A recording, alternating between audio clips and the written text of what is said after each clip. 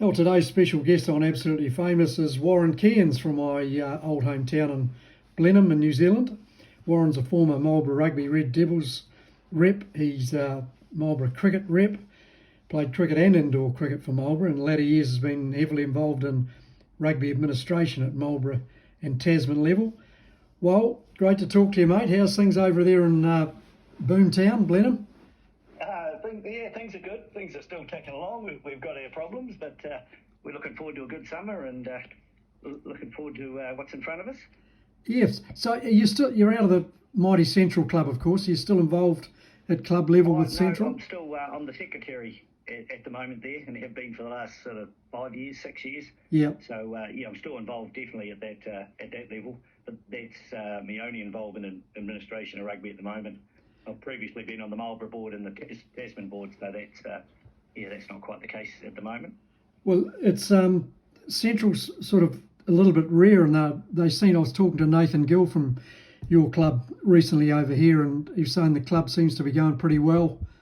You've got a good senior team, I know that much, and a good second team by the looks of it. Yeah, definitely. It's pretty well documented, the success of the top team, but it's very pleasing from a club point of view about the senior A team. And it's a team, by and large, has come through the grades all together. They've played a lot together, and half of them are sons of other club players, including Nathan's boy, and there's 2 Youngs in there, there's 3 Sloanes, a Fitzpatrick, so there's a lot of that sort of thing, which is very pleasing from a club point of view and looks good for the future. And they've lost 2 finals in a row, which has been disappointing and gutting for them, but they're so young and so talented that it'll just galvanise them that bit more, I think, for the future. And it's a very tough grade to win at the moment, that one. It's been a great grade. Do you think? Grade. Yeah, I get the feeling that's the sort of the grade where players like yourself back in the day, when you played for fun, you didn't get paid, you had to work as well. Is that sort of becoming the grade, whereas the top grade's more for the ones who want to go pro and play for Tasman? Yeah, although there's still no payment for the guys at the top grade or anything, but the ones that want to play against the best in Tasman are definitely the premier players or the Tasman Trophy players now. But the rivalries, because there's only 3 teams here, and that could possibly be only 2 next year, but the new rivalries are Nelson teams now. They're the Kahurangi Club, the Marist Club for Central, those sort of ones. So the landscape is changing there a wee bit, but there's definitely the club on club is that senior A competition, or the Div 2 as it's called now. Yeah, and that's a very good comp actually. Yeah. And all those teams in that grade are very good socially. You just notice they so that is a bit more of a throwback to the 90s when we played, when I played, sort of thing. Yeah, well, it was very much a family thing back in those days. I always remember the fun I used to have sitting near your mum and the late Shirley Wilson barracking for Central. Jeez, I've never laughed so much in my life. They were so parochial, brilliant. That was back in the days before rugby probably went pro, really, or just before, wasn't it? That was the 90s, and back in those days when most rugby was live, you had to go down to a local park or very little on TV. It was starting to get more, but it was only 1 or 2 games a week on TV now. Not like the 10 or 12 that's probably around. No, that's right. You're on the Tasman board for a while. How's it's just a great success story, isn't it? It was a really rocky start, obviously, the first forming the union, and then the first 2 or 3 years, a bit of financial trouble, and they were going to get kicked out, but it's really gone from strength to strength. What's been the key element, do you think? Yeah, there's been a number of key things. I think you were still here when the initial board was set up, and there was an element of how should we say it, sort of money thrown around without a lot of regard and not really a lot of accountability. And then to me, it first started to take a better course when Peter Barr come on, the CEO. He settled the financial, and geez, he had a hell of a job. And then I think the next major step was appointing Warren Cairns as coach, because we started to have a local flavour and we started to have success and start winning things. And I joined the board, I think, a couple of years into KK's reign, and Leon had joined him as a co-coach then. And that was the year we won the Div 2, or the championship competition. Yeah. And then the very next year we were in the final of the top grade. So that sort of signalled our sort of coming of age a wee bit. But also financially, we learned to live within what we could generate and those sort of things. And then there was another good CEO, Andrew Flexman, come on. He did a lot towards the warring factions of he brought two unions closer together. He was very good like that. Yeah. And then Tony Lewis came and took it to another level of, I think he's credited for the high performance of the players, the amount of young players and setting up the academy, the Crusaders Academy and stuff like that came through, and a lot of them went on to be All Blacks, that from you wouldn't have thought that when in the first 2 or 3 years of Tasman starting that we could basically pick young talent and put them through to All Black status, That was, sort of the way it's all run, but there's been some very good financial management as well and behind there. And we certainly don't generate the sponsorship of other unions. You talk to Taranaki who have $600,000 plus sponsors, and we only ever had two. When I was on the board, and I don't think that's changed. So, there's other places that can generate a lot more money than us, but we just spend ours wisely and pick our talent wisely. There for a patch there, we did it really well. So, the new how to work in this top grade, Yeah, no, you've done marvellously well. The Silver Lake deal, which is pouring millions of dollars back into New Zealand rugby, do you think that'll directly benefit clubs and the union? Yeah, it's we're yet to see the absolute detail at club level with that, and I think the Tasman board's yet to make a call. As I understand, they get $1 million or something like that. I think different unions would have to get different amounts of money based on your player base. That would be the only fair way. But it's been talked about 10,000 per club coming down, which would always be appreciated and look forward to. That's for sure. But I think it will make a difference, and it's just how everybody spends it wisely. If it just becomes a bump up players' pay packets or something, that would be wasted in a few years effectively. But if it was put into facilities or grassroots rugby somehow, of coordinators, coaching coordinators, that sort of thing, that would have a lasting effect on the game and have a really good impact, I think. Yeah. We're waiting on detail for that one. Yeah, it'll be interesting to see. I can see a lot of positives out of it, that's for sure, just looking initially at it. Your own playing career, you've had a lot of great memories, no doubt, playing. We talk about the Red Devils first, and, a lot of fun playing against some of the best players in the country. That was, and Roger Burrows come back. He's been 21 years in Ireland now. Roger has, and he came back, and he's very good at getting a bunch of us guys together at Sloaney's pub, and we had a good night out there and a good catch up. Troy Looms just happened to be back as well, so it was it was bloody good. And you sort of realise when you get to 50 plus that memories like that you just really cherish them when you get together and can finally catch up with mates and have a good night out, sort of thing. But that was the 90s that I played, 92 to 95. And probably the biggest game was a Shield challenge against the very strong Canterbury team in 95 there on the park. That was just a brilliant experience all around, That was 3 weeks after the World Cup final, 95.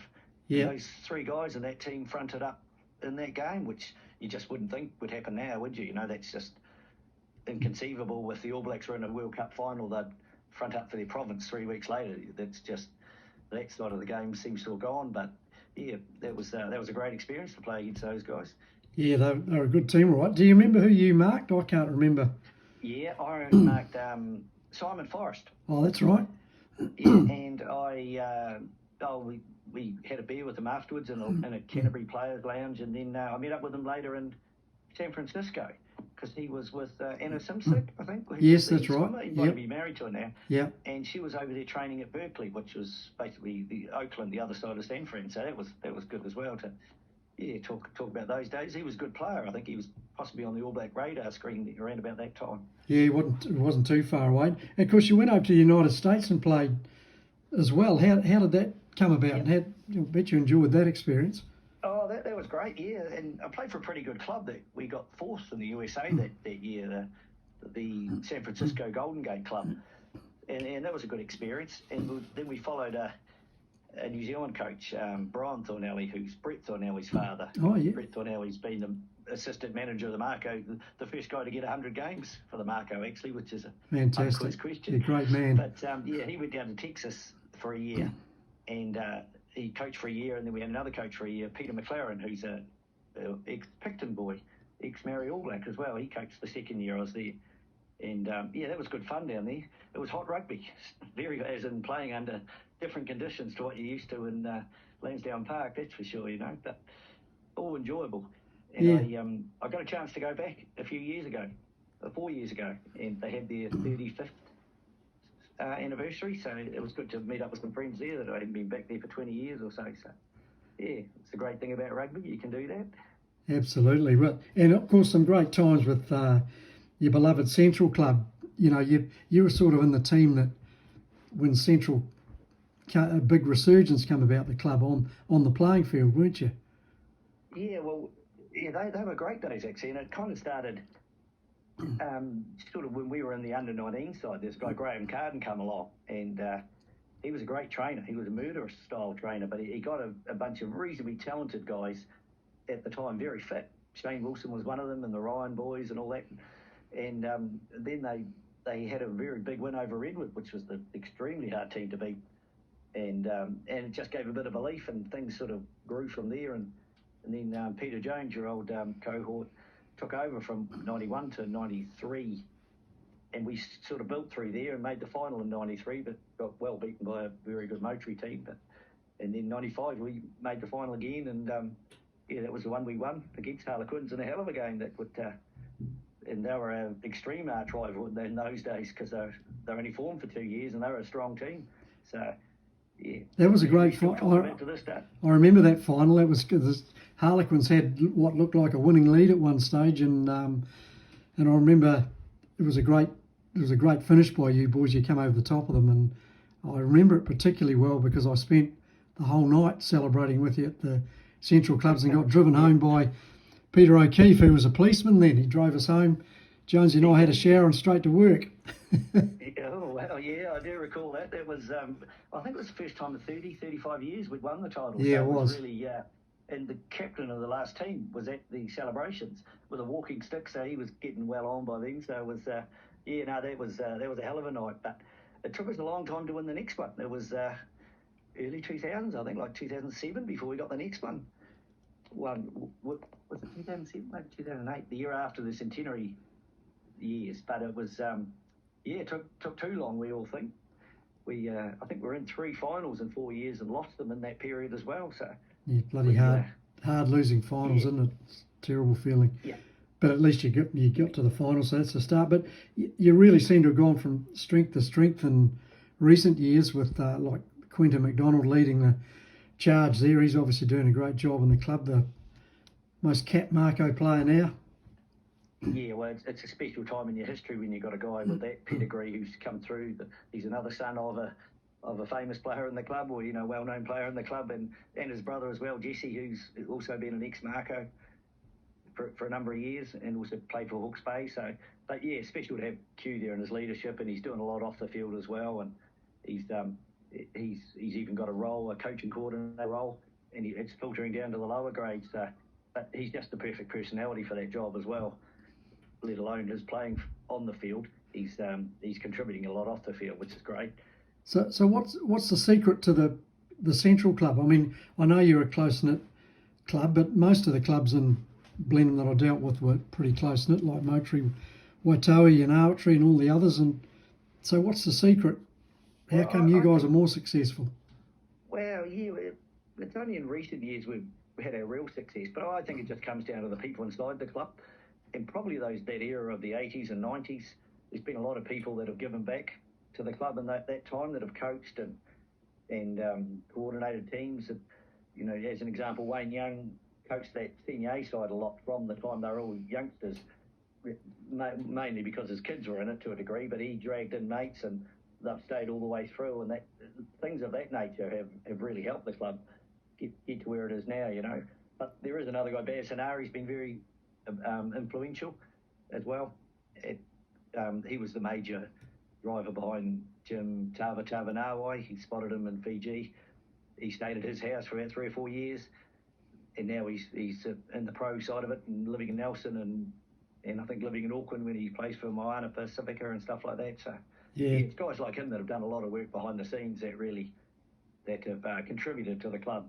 Yeah. Also, but every club has lots of people that do lots of work to make it successful. So we're certainly not perfect, but we've managed to Oh no, to get most of it done pretty well, and we're sharing a successful time in our period, really. Yeah, no, there's always been a great camaraderie in your club, and of course cricket. You have some great memories of cricket playing for Celtic, Redwood, Wairo Valley in particular. You played a few years for them when you're playing for Marlborough. That was they were good days. I managed to play with and against you, and that was always fun. That was good days actually in the 90s. I sort of, I think I was 18 years old when I played in the Redwood team with you. Yep. We won the title on Yeah, the that's last right. day, and that was a pretty special memory. When I think our number 10 and 11 hung out a hell of a lot of overs of a Greg Logan attack at Wairau, and for a long time, wasn't it? A game we probably shouldn't have won really on the last day. And that's right. Got the title home. Yeah, that was a great finish. And I think Stretchy tells me, talking to him last Saturday, that in the Valley we won 3 in a row in the 90s.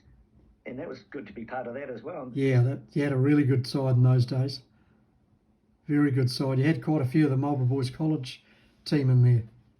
Yeah, we had a lot of that. And we had Phil DeVerne as well, who was an extremely good, influential player, and champion John cricketer. Cunliffe, and we had a mix of all sorts, really. And but it was tough, though, because Wairau always came with a very good team, and there was always other sides there that were highly competitive. So we all had our moments. And the Marlborough, you enjoyed the rep stuff with Marlborough?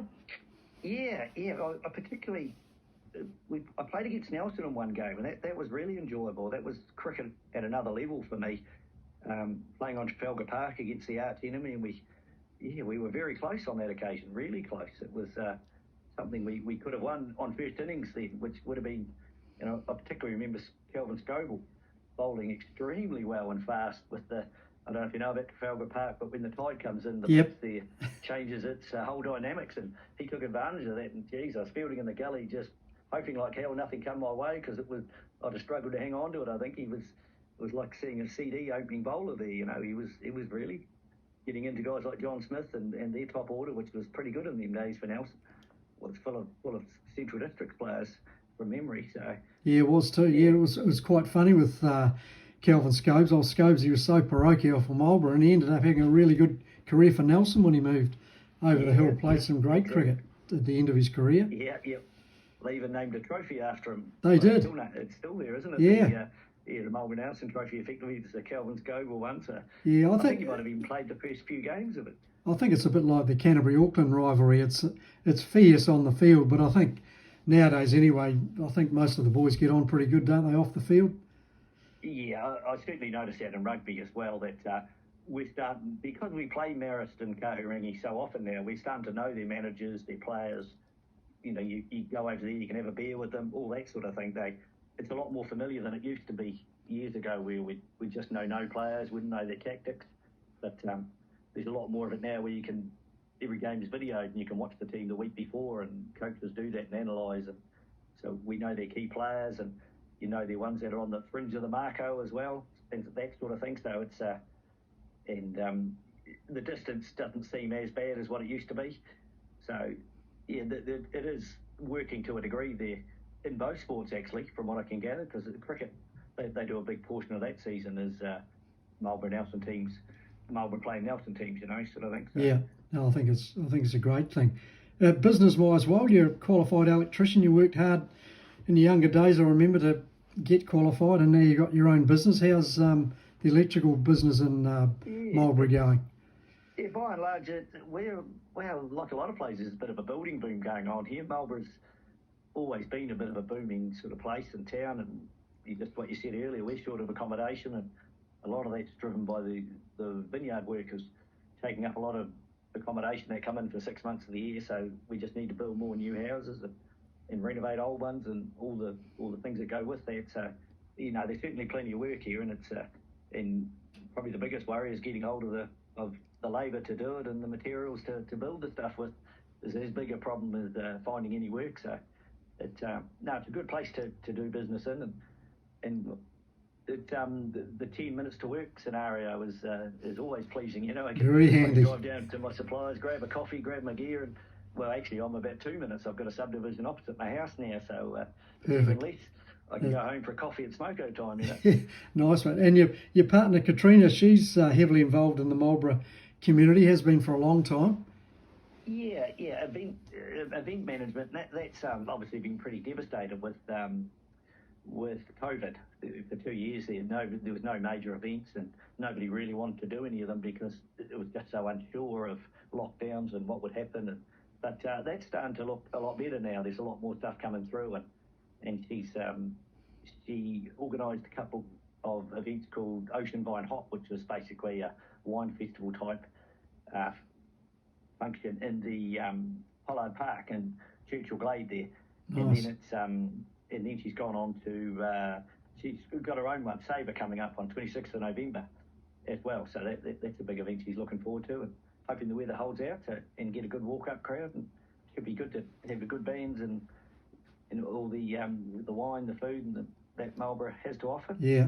And the cider and the beer. I know. Yeah, I've been to quite a few wineries in Australia, and they're not even close to Marlborough for quality, for class. Yeah, I think they are, but you'd be a good connoisseur, John. Yeah. Yeah. Well, I don't drink a lot of wine, but mainly a beer man. But just the facilities here, like they're all right, but they're not. The Marlborough, you really have got world-class wineries over there, and the way they do the whole wine thing is brilliant.